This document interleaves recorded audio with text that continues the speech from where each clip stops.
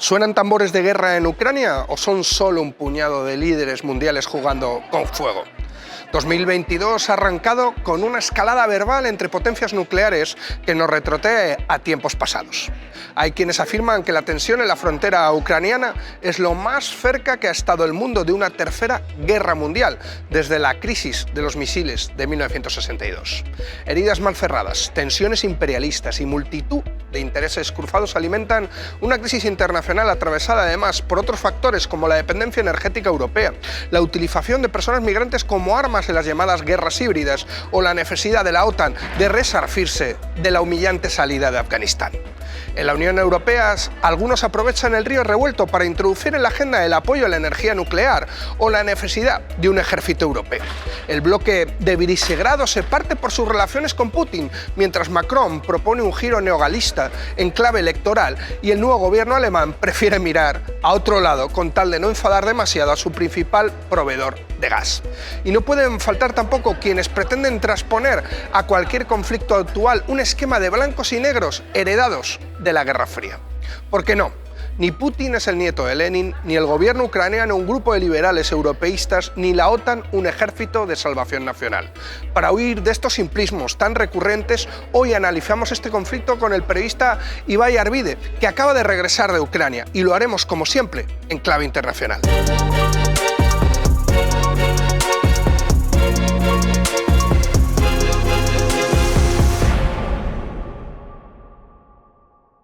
Bueno, Ibai, bienvenido a Enclave Internacional y sobre todo enhorabuena por tu exclusiva. Gracias, Miguel. Un placer estar contigo. La verdad es que es un placer que estés con nosotros para hablar de un tema que justamente está siendo, pues podríamos decir, está acaparando la actualidad internacional. De hecho, en la introducción hablábamos de que se dice que estamos desde 1962, desde la llamada crisis de los misiles, estaríamos en el momento más cercano a una tercera guerra mundial, ¿no? La verdad es que esto huele mucho un poco y nos retrotrae un poco a tiempos como pasados, ¿no? A la Guerra Fría, ¿no?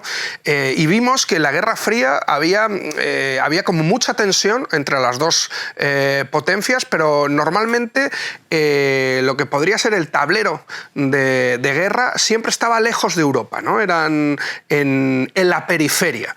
¿Hasta qué punto podemos estar ante una guerra en Europa? Es verdad. Y yo creo que hay mucha gente que dice, no, una guerra en Europa no es posible. Bueno, lo decíamos y estalló la guerra de Yugoslavia, ¿no?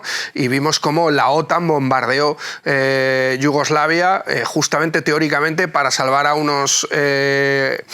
a población civil bombardeando a otra población civil. O sea que ya hemos visto, y no hace tantísimo, una guerra en Europa. ¿Hasta qué punto estamos cerca de ver una nueva guerra justamente en Europa?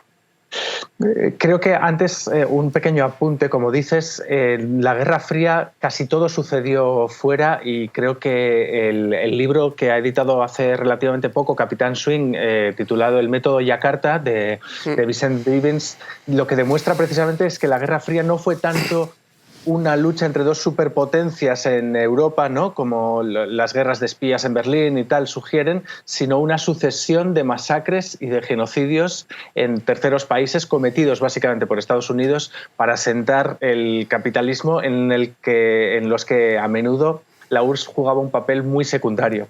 Creo que ahora sí que nos hallamos en un escenario de confrontación directa, aunque evidentemente no es la URSS y evidentemente es un mundo diferente al de la Guerra Fría, pero creo también que por esto mismo, por lo directo que es el enfrentamiento, me da la sensación de que estamos ante un juego de faroles.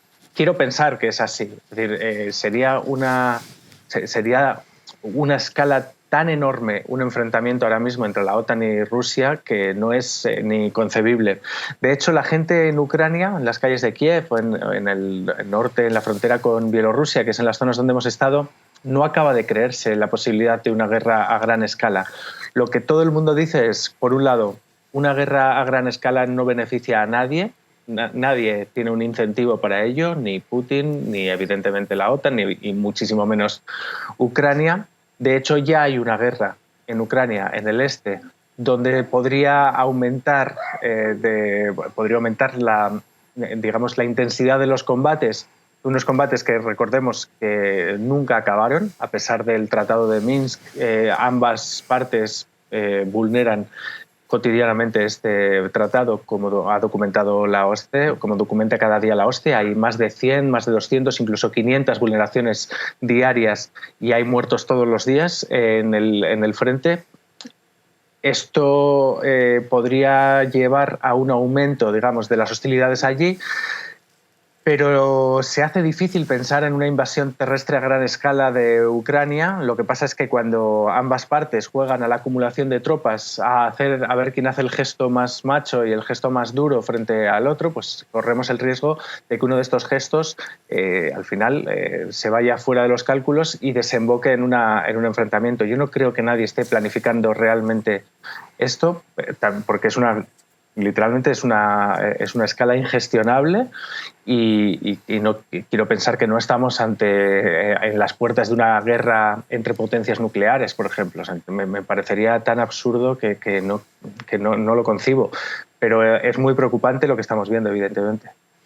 Bueno, hablábamos en cierta medida, antes he hablado yo en la introducción de los Balcanes, pero bueno, tenemos Georgia, tenemos Armenia y Azerbaiyán y evidentemente, como tú decías, Ucrania. O sea, Ucrania lleva tiempo ya siendo en cierta medida un campo de disputa con muertos encima de la mesa, ¿no? Y aquí hay un elemento que me parece fundamental. ¿Cuál es el papel de Europa? Lo digo porque ahí hemos visto como una Europa cada vez más desdibujada en ese sentido.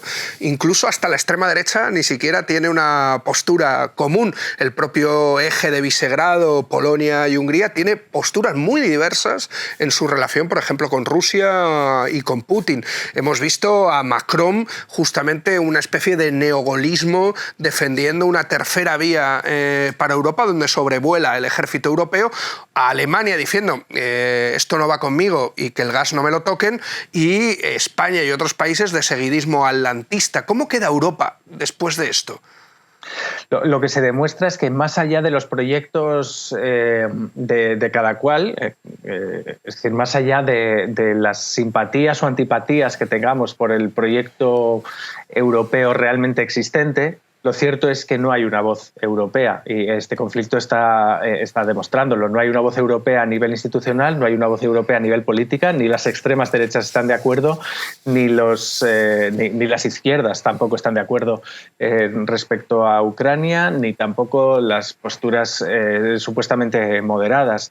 El papel de España yo creo que es muy cuestionable en el sentido que si escuchas a Margarita Robles parece que estemos preparando poco menos que la invasión la reedición de la División Azul, y si escuchas otras voces del gobierno lo que prima es la apuesta por la diplomacia, pero tampoco hay una sola voz en el gobierno español ahora mismo, y creo que estaría bien que la coalición de gobierno aclarara cuál es la posición oficial, si es la apuesta por las vías diplomáticas, que es la más razonable, o si por el contrario la deriva militarista en la que parece estar tan cómoda Margarita Robles es la que se va a imponer. Hoy mismo 4 Eurofighters españoles están aterrizando en Bulgaria.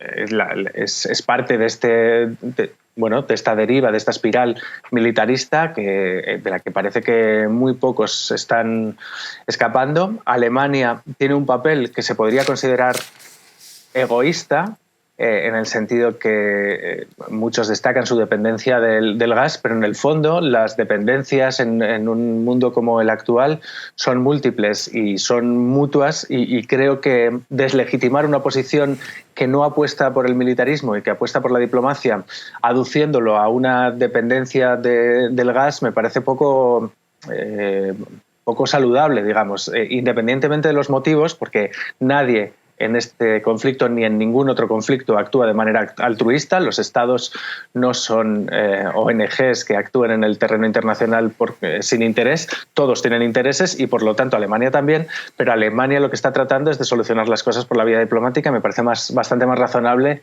que la opción de enviar tropas o enviar cazas al este. Y ahí me lleva a una reflexión, ¿no? Porque, vamos a hacer Dentro de poco, el año que viene, si no me equivoco, haríamos 20 años del no a la guerra, ¿no? De las grandes movilizaciones del 15 de febrero que hubo contra la guerra de Irak, contra la invasión de Irak, en donde se movilizó una parte fundamental de la sociedad civil que obligó a países enteros a posicionarse en contra de esa guerra. El ejemplo de Alemania fue paradigmático, pero también Francia, otros países, ¿no? No está habiendo algo parecido ahora mismo, ¿no? O sea, la sociedad civil está en una especie de sujeto pasivo de este teatro de operaciones, ¿no? En donde se masca una guerra, se masca una tragedia, pero no parece que salgamos a jugar, ¿no? En ese campo. ¿Qué ha pasado en estos 20 años? Claro. Claro, yo creo que esta pregunta, que es una pregunta fundamental que nos tenemos que hacer, entronca también con otra cuestión, que es la debilidad o la debilidad coyuntural de los movimientos o de los movimientos emancipatorios en estos momentos. Es decir, no estamos en un momento de ofensiva por parte de los movimientos en ningún ámbito y mucho menos pues en el terreno internacional, pero además creo que ni los movimientos ni los partidos se escapan de una lógica perversa en la que si quien expresa una opinión contraria a la guerra, poco menos que es un servidor de la OTAN o un lacayo de Putin, ¿no? Y parece que no quepan otras posiciones más que las de alinearse en dos bandos que apuestan por el militarismo y que tienen mucho más en común entre sí que las personas que defendemos un mundo, una sociedad no regida por valores imperialistas o militaristas. Esto además se ve clarísimo en la propia sociedad ucraniana. Mucha gente con la que hemos hablado nos manifestaba su hartazgo por la deriva militarista en la que está Ucrania desde 2014, que es una deriva que posibilita que las fuerzas de extrema derecha se sientan completamente cómodas, en las que cualquiera que expresa una posición pacifista es automáticamente acusada de colaboracionista con Putin, que igual que en Rusia, quien se manifiesta contra la deriva militarista y cada vez más expansionista de Putin también es acusado de alianza otanista, de servir a intereses atlantistas, etc. Creo que deberíamos recuperar un poco la posibilidad de reivindicar que estar en contra de la guerra no es estar a favor de que gane una de las dos potencias, es estar en contra de la guerra como método para resolver los conflictos internacionales. Y esto es una idea que creo que ha sido radicalmente importante para los movimientos emancipatorios durante el siglo XX y que en el siglo XXI deberíamos recuperar esta idea de que las guerras entre potencias no son beneficiosas para los pueblos. Sí, de hecho, podríamos recuperar a Rosa de Luxemburgo, ¿no? Ni guerra entre pueblos, ni paz entre clases, ¿no? Justamente que decía. Pero hay un elemento que a mí me parece fundamental, y de hecho empezábamos con eso. Es como si hubiéramos vuelto un poco al escenario de la Guerra Fría. Y hay una parte importante, que es también en la izquierda, que sigue mirando el tablero político con gafas de la Guerra Fría, con gafas campistas. O sea, ni nuestro amigo Putin es Vladimir Lenin, ni la OTAN y Ucrania son unos...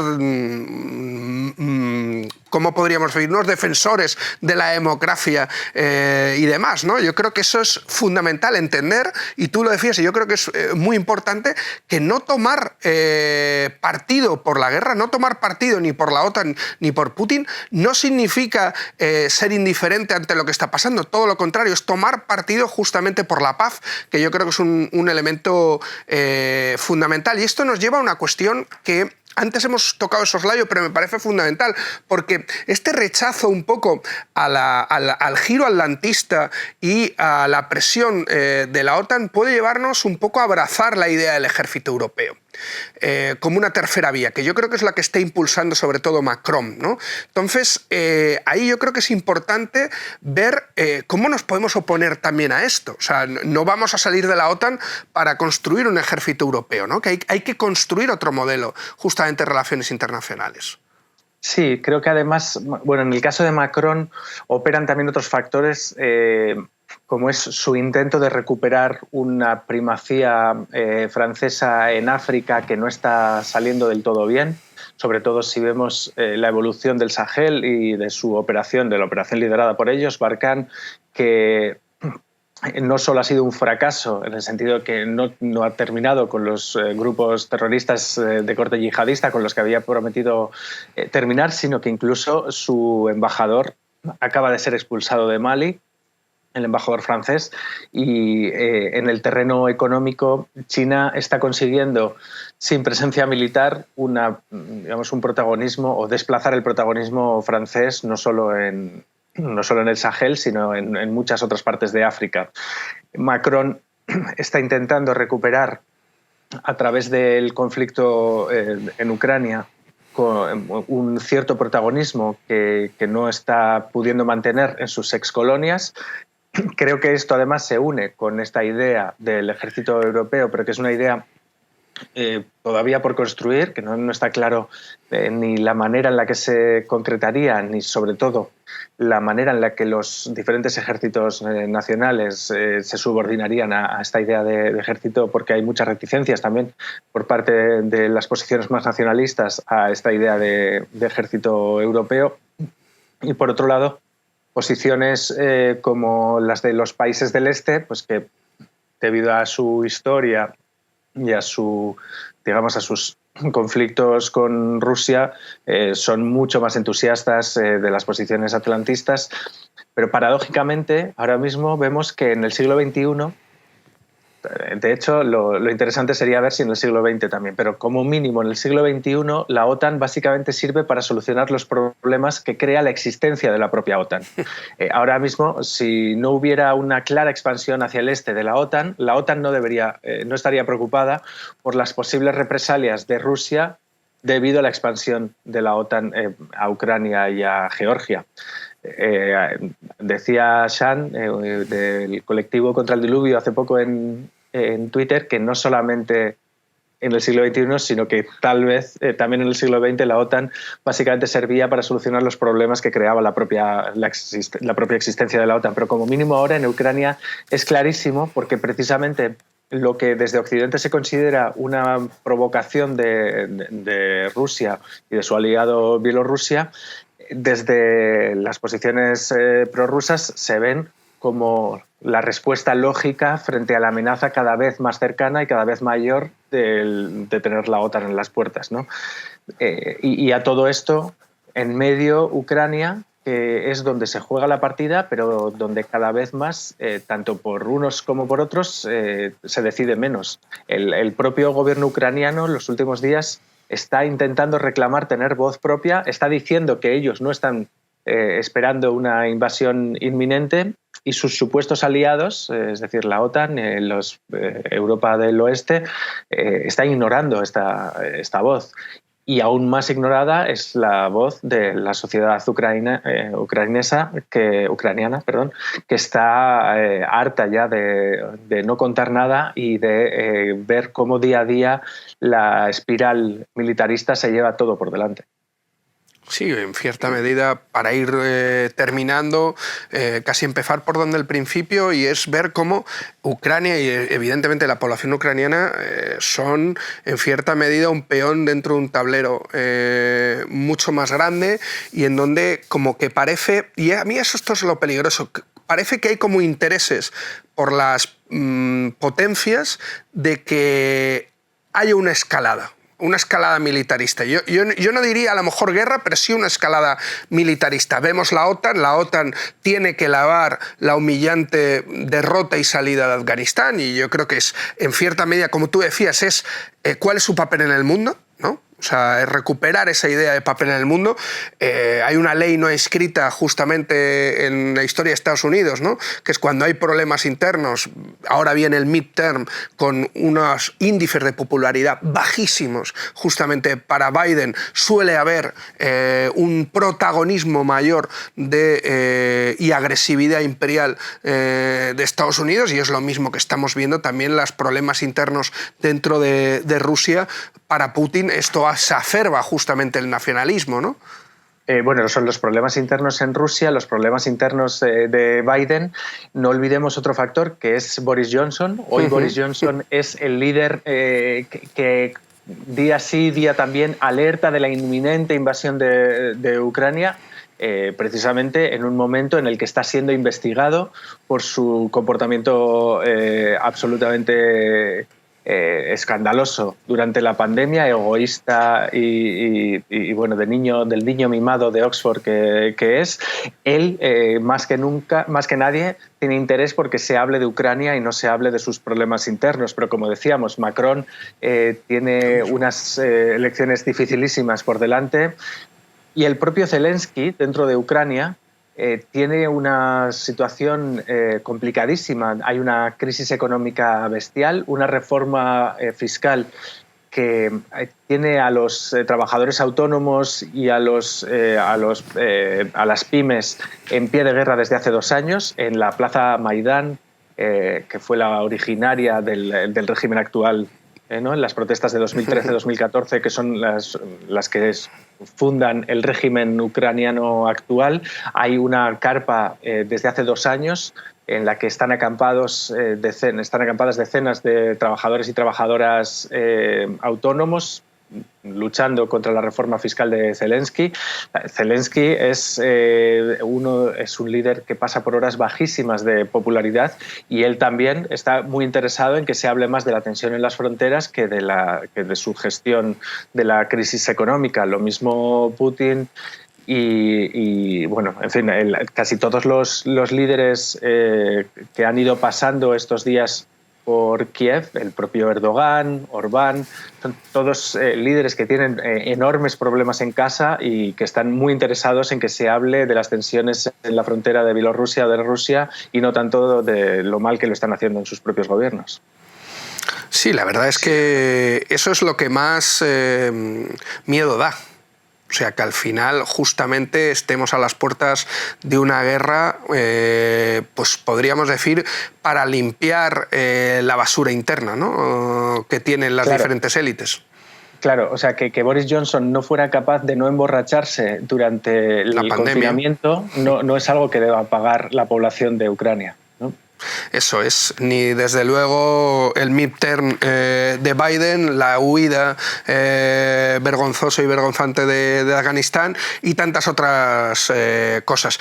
Pues quedamos justamente a la espera de ver qué va pasando, y sobre todo a la espera de ver si podemos levantar, yo creo que ese movimiento que no tome partido ni por un imperio ni por otro, sino que tome partido justamente por la paz y vuelva a sacar la bandera de la no a la guerra. Muchas gracias, Ibai, por estar con nosotros en un programa más de Enclave Internacional, y a todas vosotras por haber seguido este programa, y desde aquí, desde Enclave Internacional, seguiremos analizando la situación internacional con invitados de lujo como hoy que hemos tenido a Ibai. Muchas gracias.